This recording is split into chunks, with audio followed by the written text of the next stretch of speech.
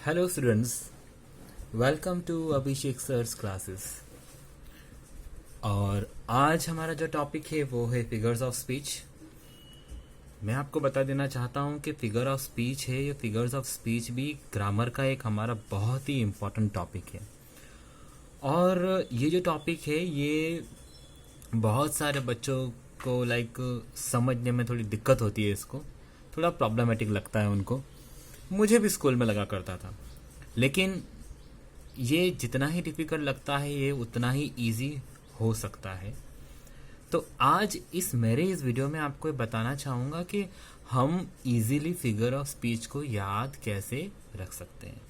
ये figures of speech को याद रखना आसान है, यह आपको मैं आज बताऊँगा। जैसे कि मैं मेरे हर एक वीडियो में बहुत ही सीधी सादी और सिंपल लैंग्वेज में आपको चीज़ें समझाता हूँ, वैसे ही ये फिगर्स ऑफ स्पीच भी मैं आपको बहुत ही सिंपल एंड यूनिक वे में समझाने की कोशिश करूँगा।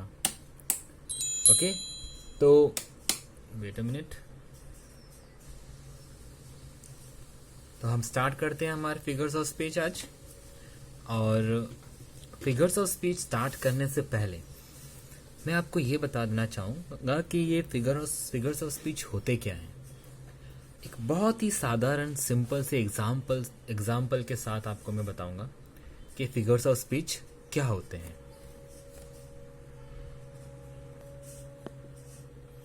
तो ये जो फिगर्स ऑफ स्पीच होते हैं ना, क्या होते हैं? जैसे कि मान लीजिए आपके घर पर हम सभी हमारे घर को एकदम सुंदर और ब्यूटीफुल और डेकोरेटिव रखने की कोशिश करते हैं। हमारे पेरेंट्स, हम सब मिलकर कुछ न कुछ पेंटिंग्स या फिर वॉल पेंटिंग वगैरह कुछ न कुछ ऐसा डेकोरेटिव हमारे घर में लगाते हैं, ताकि हमारा घर सुंदर लगे, अट्रैक्टिव लगे। जो भी हमारे घर में विजिट करे वो हमारे घर की तारीफ करे, उनको हमारा घर अच्छा लगे।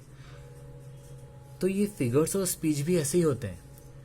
फिगर ऑफ स्पीच जो पोएट है अपनी पोयम के लिए यूज करते हैं, अपनी पोयम को अट्रैक्टिव बनाने के लिए, ताकि जो भी रीडर कभी उस फिगर्स ऑफ स्पीच जो पोयम रीड करे तो उसको उस पोएट की वो पोयम बहुत ही अट्रैक्टिव, बहुत ही अच्छी लगे। तो जिस तरह से हम हमारे घर को डेकोरेट करते हैं, वैसे ही एक पोएट अपनी पोयम को डेकोरेट करने के लिए फिगर्स ऑफ स्पीच का यूज करता है। और डिफरेंट टाइप्स की फिगर्स ऑफ स्पीच पोयम में यूज होती है, जैसे कि राइमिंग वर्ड यूज हो जाते हैं, interrogative, then personification, simile, metaphor, बहुत सारी ऐसी फिगर्स ऑफ स्पीच हैं। तो अब वन बाय वन हम ये देखेंगे कि फिगर्स ऑफ स्पीच होता क्या है, ये कैसे हमें समझ आएगा कि ये कौन सा फिगर्स ऑफ स्पीच है।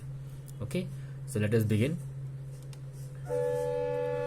तो जो सबसे पहला फिगर्स ऑफ स्पीच हम यहाँ पर यूज कर रहे हैं, जो हम सीखने जा रहे हैं वो है, हमारी फर्स्ट फिगर ऑफ स्पीच है वो है सिमिली। और एक मिनट, तो हमारी जो ये फर्स्ट फिगर ऑफ स्पीच है वो है सिमिली।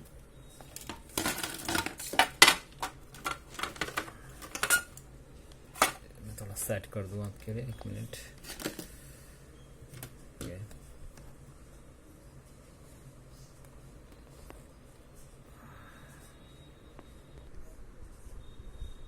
अब सिमिली क्या होता है? तो देखिए, simile is a direct comparison between two things. दो चीजें जो होती है, कोई भी दो चीजों के बीच में अगर आप कंपैरिजन कर रहे हो तो हम कह सकते हैं कि वो सिमिली है। लेकिन डायरेक्ट कंपैरिजन, और डायरेक्ट कंपैरिजन कैसे होता है? जब हम उसी सेंटेंस में लाइक या एज यूज करते हैं। लाइक या एज यूज करने से कोई भी दो चीजों के बीच में कंपैरिजन डायरेक्ट हो जाता है, डायरेक्ट कंपैरिजन शो करता है। तो सीधी सादी भाषा में आपको ये याद रखना है, आपको ये ध्यान में रखना है कि अगर कोई भी फिगर ऑफ स्पीच के सेंटेंस में अगर लाइक और एज यूज हो रहा है और वो लाइक और एज यूज होने से दो चीजों के बीच में कंपैरिजन हो रहा है, तो वो है सिमिली। ओके, वहां पे simile figure of speech use हुआ है। जैसे कि example, he is like a Hitler. अब he is like a Hitler, उसको हिटलर के साथ किसी को हमने कंपेयर किया, he is like a Hitler, तो यहाँ पे लाइक शो कर रहा है, तो दैट मीन्स ये सिमिली है। Same way, he fought like a lion, उसने लायन के तरह वो लड़ा, लायन के जैसे वो लड़ा, तो यहाँ पर भी जो है हमारा सिमिली यूज हुआ है, क्योंकि एक बंदे को हमने लायन के साथ कंपेयर किया है। नाउ नेक्स्ट जो है हमारा मेटाफर। अब मेटाफर है वो भी कंपैरिजन शो करता है, लेकिन वो इनडायरेक्ट कंपैरिजन शो करता है बिटवीन टू थिंग्स। सिमिली देखिए, ध्यान दीजिए, सिमिली कंपैरिजन शो करता है दो चीजों के बीच में डायरेक्टली, लेकिन metaphor is a hidden simile, इसको हिडन सिमिली भी कहा जाता है। इसके पीछे सिमिली छुपा होता है, इसमें इनडायरेक्ट कंपैरिजन शो होता है दो चीजों के बीच में, और इसमें लाइक और एज यूज नहीं होता है। जैसे हमने सिमिली में हमने देखा कि यूज होता है, लेकिन इसमें लाइक और एज यूज नहीं होता है। इसके हम एग्जाम्पल देखते हैं। देखिए, he is a Hitler of our school. देखिए यहां पर मैंने क्या बताया था, ही is like a Hitler, directly बोल दिया था। यहां क्या कहा, he is a Hitler of our school, वो हमारे स्कूल का हिटलर है। दोनों का मीनिंग सेम हो रहा है, लेकिन दोनों में अलग अलग फिगर्स ऑफ स्पीच हमने यूज किया है। एक और एग्जाम्पल देखिए, he was a lion in a fight, वो लायन था, उसने लायन की तरह वो लड़ा फाइट में। तो ये भी वही सेंटेंस है, लेकिन ये मेटाफर में है, और ऊपर वाला जो सेंटेंस था ये वाला, ये सिमिली में था। मीनिंग दोनों का बिल्कुल सेम है। तो सिमिली क्या होता है, डायरेक्ट कंपैरिजन अगर हम करते हैं जो दो चीजों के बारे में, और उसमें लाइक और एज यूज हो रहा है, तो वो सिमिले है। और अगर लाइक और एज यूज नहीं हो रहा है और फिर भी कंपैरिजन है, तो समझ जाना कि वो है मेटाफर। सो आपको डिफरेंस पता चल गया दोनों में, सिमिली और मेटाफर में। दोनों लगभग एक जैसे ही हैं, दोनों कंपैरिजन शो करते हैं, लेकिन सिमिली में लाइक एंड एज यूज होता है और मेटाफर में वो यूज नहीं होता है। Okay, next personification. अब पर्सनिफिकेशन क्या है, non living things are given human qualities. अब ह्यूमन क्वालिटीज क्या होती है, टच, फील, इमोशंस, ये सब क्वालिटीज है ना ह्यूमन की है। नॉन लिविंग थिंग्स में ये क्वालिटीज नहीं होती है। लेकिन पोएट अगर अपनी पोयम में किसी नॉन लिविंग थिंग को भी ह्यूमन क्वालिटी दे रहा है और उसको ह्यूमन की तरह ट्रीट कर रहा है, तो समझ जाना कि वो पर्सोनिफिकेशन है। जैसे कि for example, the fire swallowed the whole forest. The fire swallowed the whole forest. Fire पूरे फॉरेस्ट को, पूरे जंगल को निगल गया। ठीक है, इसका मीनिंग ऐसा होता है। तो यहाँ पर फायर स्वॉलो थोड़ी करता है, वो थोड़ी निगलता है, ह्यूमन बीइंग करते हैं। लेकिन यहाँ पर फायर को ह्यूमन क्वालिटी दी गई है, इसीलिए ये है पर्सोनिफिकेशन। एक और एग्जाम्पल देखिए, the trees are sprinting. Sprinting का मतलब रनिंग वेरी फास्ट। तो हम जैसे हम कार में जाते हैं, बस में जाते हैं और ट्रेन में जाते हैं, तो हम जब कभी भी कोई भी सफर पे जा रहे हैं, तो ट्रेन में आप खिड़की से, विंडो से बाहर देखोगे तो आपको क्या नजर आएगा, ट्रीज जो है वो ऑपोजिट डायरेक्शन में ऐसा लगता है कि रन कर रहे हैं, वो स्प्रिंट कर रहे हैं। That is called the trees are sprinting, उसको स्प्रिंट करना बोलते हैं। और उस वक्त ऐसा लगता है कि ट्रेन के ऑपोजिट डायरेक्शन में ट्रीज रन कर कर जा रहे हैं, लेकिन एक्चुअली ट्रीज रन नहीं करते, स्प्रिंट नहीं करते, लेकिन उनको ह्यूमन क्वालिटीज दी जाती है पोएट के द्वारा। पोएट उनको ह्यूमन क्वालिटीज देते हैं। तो यहाँ पर वो भी हो गया पर्सोनिफिकेशन। सो पर्सोनिफिकेशन का मीनिंग क्या है, नॉन लिविंग थिंग्स जो होते हैं उनको ह्यूमन क्वालिटीज दी जाती है पोयम में। So next one is euphemism. Euphemism क्या होता है, poet says unpleasant things in a pleasant way. Euphemism, अगर पोएट कोई अनप्लीजेंट थिंग्स या आइडियाज कहना चाह रहा, अनप्लीजेंट मतलब जो बिल्कुल भी अच्छी नहीं होती, जो बिल्कुल भी लाइक गुड नहीं होती, हमें खुश नहीं करती, ऐसी कोई न्यूज, ऐसी कोई बात जिससे हमें बुरा लगे, हम दुखी हो जाए, हमें अच्छे नहीं लगे, उसको कहते हैं अनप्लीजेंट। तो अनप्लीजेंट चीज़ों को वो बहुत ही प्लीजेंट, बहुत ही अच्छे वे में बोलता है पोएट, कि सामने वाले को बुरा ना लगे। कुछ लोग होते हैं ना जो बुराई भी करते हैं तो बड़े अच्छे से करते हैं, मतलब हमको पता ही नहीं चलता कि ये इंसान हमारे बारे में कुछ बुरा बोल गया, बहुत ही अच्छे से, बहुत ही प्यार से वो हमें सुनाकर चले जाते हैं। अनप्लीजेंट चीज़ों को एकदम प्लीजेंट वे में बोलकर चले जाते हैं और हमें पता भी नहीं चलता, उसको बोलते हैं यूफेमिज्म। तो एग्जाम्पल हम देखते हैं, his father is passed away. देखिए मैंने ब्रैकेट में मेंशन किया है, पास्ड अवे मतलब डैड। अगर हम बोलेंगे हिज फादर इज डाइड, तो थोड़ा सा ऐसा लगेगा कि हिज फादर इज डाइड, तो हम क्या यूज करते हैं, his father is passed away. तो ये पास्ड अवे वर्ड जो है ये है अनप्लीजेंट जो आइडिया है डेथ की, उसको प्लीजेंट मैनर में पोएट ने यहाँ पर यूज किया है, प्लीजेंट वे में। Okay, so his father is passed away.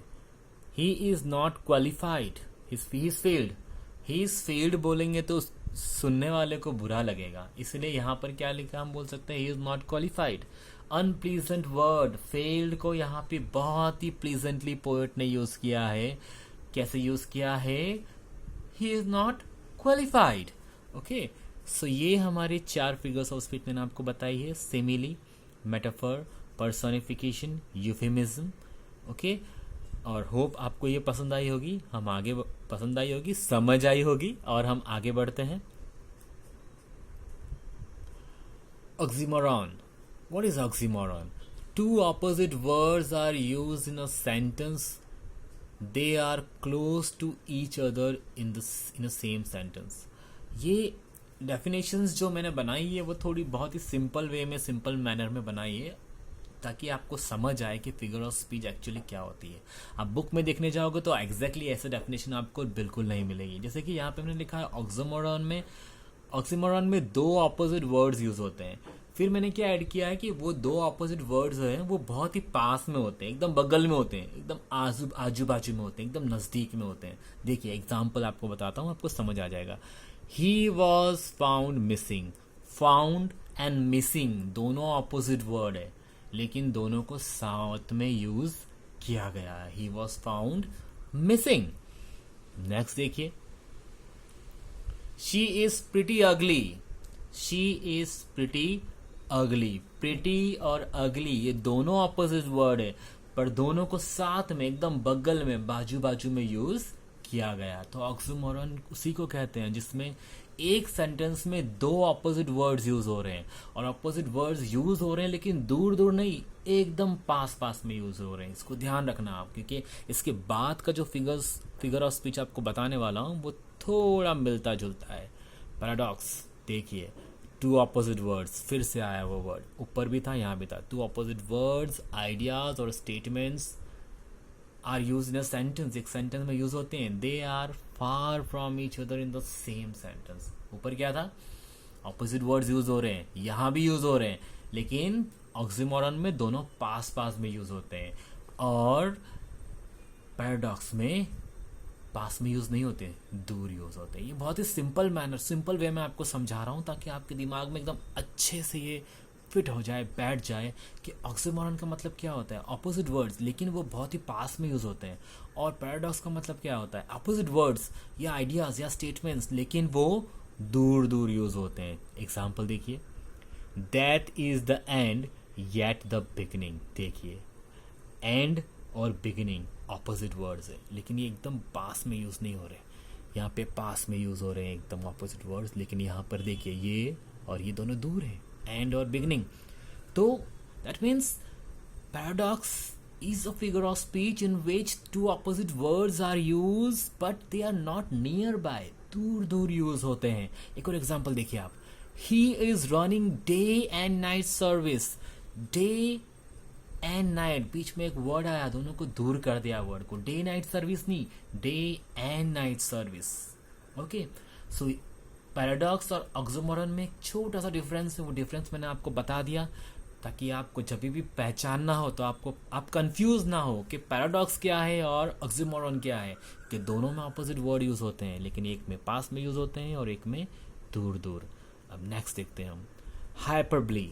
Hyperbole hyperbole को बहुत से लोग रॉन्ग प्रोनाउंस करते हैं, वो हाइपरबॉले बोलते हैं, हाइपरबॉल बोलते हैं, but it is not hyperbole और बॉले, it's hyperbole. O is silent over here, so use in this manner whenever you are using this figure of speech. Use like this way, pronounce it in is this figure of speech in this way, like hyperbole. तो hyperbole क्या होता है? Over statement is used by the poet in the sentence.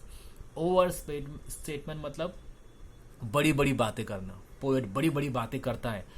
That means ऐसी बातें जो possible है ही नहीं, लेकिन पोएट करता है अपनी पोयम में, अपनी पोयम की लाइंस में, तो उसको बोलते हैं हाइपरबली. अब देखिए example, I have not met him since ages. अब सिंस एजिस को मैंने एक ब्रैकेट में सिंपल वर्ड भी यूज किया. मैं बोल सकता था कि I have not met him for a long time, बहुत समय से मैं उससे मिला नहीं. लेकिन हम कैसे यूज करते हैं? पोएट भी ऐसे यूज करता है, I have not met him since ages. Since ages तो पॉसिबल ही नहीं है ना, लेकिन हम ऐसे यूज करते हैं, तो वो हम यूज करते हैं हाइपरबली. देखिए फिर, he ran faster than light. It is not possible कि कोई लाइट से फास्ट रन कर सके, लेकिन यहां पर पोएट ऐसे यूज करता है क्योंकि वो बताना चाहता है कि वो बहुत ही फास्ट रन कर रहा है. हम बोल सकते हैं ही रन्स वेरी फास्ट, लेकिन हम कैसे यूज करते हैं? He run faster than light. Okay, तो इसको कहते हैं हाइपरबली. नेक्स्ट वन इज पन.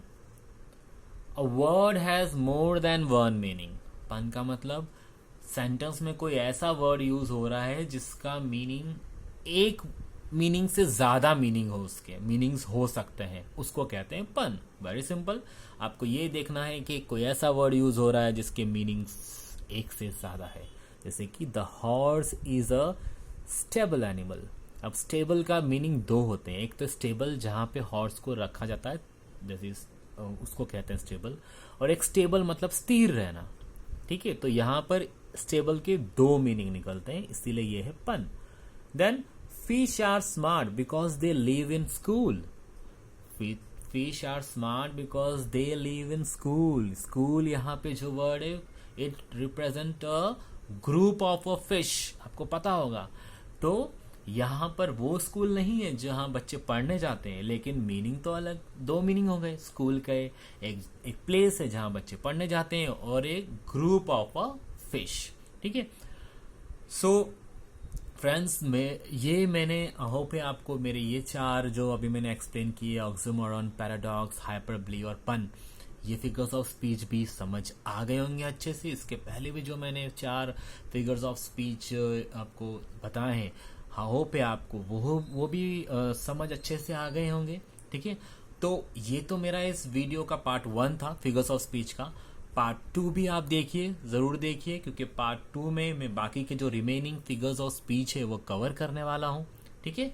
सो आई होप आपको मेरा ये वीडियो पसंद आया होगा, और आपको ये फिगर्स ऑफ स्पीच मैंने समझाए हैं वो अच्छे से समझ आ गए होंगे. और इसका डिस्क्रिप्शन में, अपने डिस्क्रिप्शन बॉक्स में इसको डिस्क्राइब इसी चीज़ को लिख लूँगा, आपको पढ़ना हो तो एक बार. और डोंट वरी, मैं बाकी रिमेनिंग फिगर्स ऑफ स्पीच मेरे नेक्स्ट वीडियो में बनाऊंगा, आपको वो वीडियो भी मैं शेयर करूंगा. तो इस वीडियो के बाद उसे भी ज़रूर देखिए, और दोनों वीडियो को देखकर आप फिगर्स ऑफ स्पीच, पूरे फिगर्स ऑफ स्पीच को अच्छे से समझ लीजिए. सो अगर आपको मेरा ये वीडियो पसंद आया है तो प्लीज़ मेरे वीडियो को सब्सक्राइब करिए, और मेरे चैनल को सब्सक्राइब करिए, मेरे वीडियो को अपने फ्रेंड्स के साथ शेयर करिए, और लाइक करिए, और बेल आइकन बटन दबाना ना भूलिए. Thank you for watching my video and have a nice day. So next video में मिलते हैं आपसे. Okay, thank you.